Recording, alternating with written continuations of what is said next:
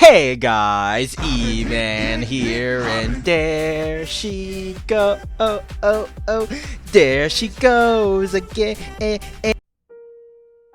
Hyperfixation, noun, a complete obsession or absorption in a subject or hobby to a point where a person appears to completely tone out their surroundings and where the person repeatedly returns to said subject or material.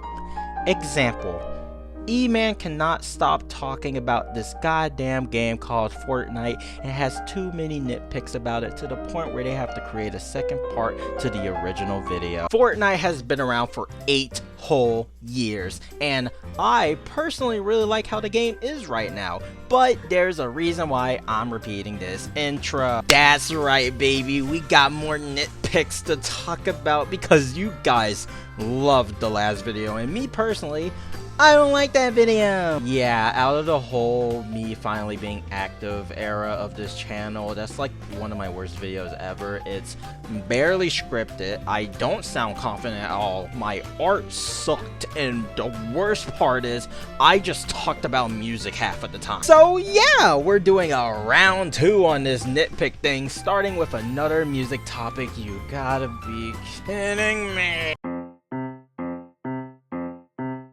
The developers of Fortnite, I would like to thank you guys, specifically within the sound department. You guys worked tirelessly on creating some of the best audio and non-copyrightable music out there, and I love the amount of love and effort you put into this game, which is why I have the nitpick of, why are you guys not put on streaming services or at least your very own music channel? I would enjoy if Epic Games made a streaming option for all of their original songs, because some of these are genuinely good and need a spotlight, and I'm just not talking about jam tracks. They should also do this with original music from trailers, random gameplay elements like bosses or surfing, or even event scores, which at least in that front, the official composer for Fortnite, Phil Butcher, posts these tracks on his channel. If you did not know that, now you do. I could honestly make a whole video about the topic about Fortnite and its beautiful music,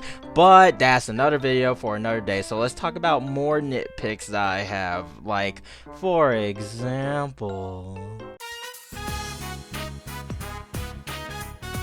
I don't know what's up with Epic and keeping this stuff in the vault, but this honestly needs to stop. There is so many unreleased instrument emotes within the files, and it's driving me insane. Not only that, but there's also key arts that are also unreleased currently in the game files as we speak. And this is not a, oh, they never made a chapter 2 season 3 key art, the loading screen. This is a, oh, the last Fortnitemares key art is in the files. Let's never release it. You wanted a Daft Punk loading screen? No. What about Ballistic and OG Season 1? Frickin' nigga Snoop Dogg. Yeah, all of these are currently in the files and will probably never see the light of day. And honestly, is this insignificant because it's a cosmetic type? Yes.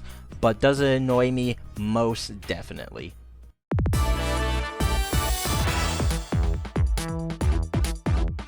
Now, the next nitpick is a great nitpick of mine, and that is the XP system, because I kinda grind Fortnite XP sometimes. Like, did you see my level that I ended with last season? Just kidding, last season all that was gained majority from just playing the video game. Smile. But it's like Epic Games gets pissy at those who try to farm XP, like removing the XP badge from showing in creative matches or putting a limit on XP is so annoying. Besides, don't you technically want more people to play the game for the longer?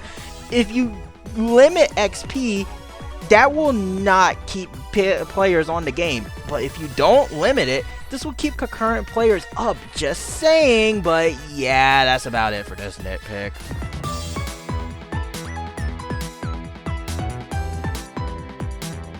Okay, and now I am really nitpicking for this one. So did you know that Snow Miku's design that they used for Fortnite was the 2011 Snow Miku, and that was probably mainly because 2010 and 2011 Snow Miku design was created by Krypton Future Media Group, the guys who own Hatsune Miku. And after that, every single Snow Miku was a fan-made design, but man, I wish they used 2012's design. That one was actually peak. Literally just because of that fact, the Snow Miku skin is a 9.5 out of 10 for me. That is literally it on the nitpicking side. Since we are basically doing the same video topic again, we are going to end this off with the same vein again. Just hopefully I don't get too mad, okay? Starting with, I hate Fortnite Save the World because it has meshing art styles and the art style conflict is actually so crazy. Just stick to one specific art style, which is the Chapter 1 style. God. Speaking of Save the World, the locker UI and the settings UI that is in Save the World is the same as Battle Royales, which is the UI art style conflict. So just change the full UI to either represent old Fortnite or modern Fortnite, please and thank you. And speaking of locker, my problem still persists about the introduced in tag in Fortnite, where also jam tracks, instruments, and car cosmetics do not get included with that. I genuinely think that is stupid. Speaking of jam tracks, man, I'm on the road today with these transitions. You guys added a jam track radio to Battle Royale, right? But you didn't put in Save the World, but just besides the point, even though that's a nerd nitpick. Why doesn't it work in cars? I mean, it technically works, but at the same time, it's so low, it doesn't even matter when you're using it. Why was Magical Cure Love Shot's jam track suddenly turned into an E10 and up jam track? I hate the storm forming and shrinking UI. Why isn't it big? And most of all, why do you have to go to Save the World to see a decrypted new skin? Okay, alright. Yeah, alright. I guess I got heated again. You know, old habits, they don't die hard, okay? And let this be a valuable lesson to everybody. Hyperfixations and ADHD, they're tough, man. Now, if you excuse me, I have to get back to a very icy war, so stay cool, brothers.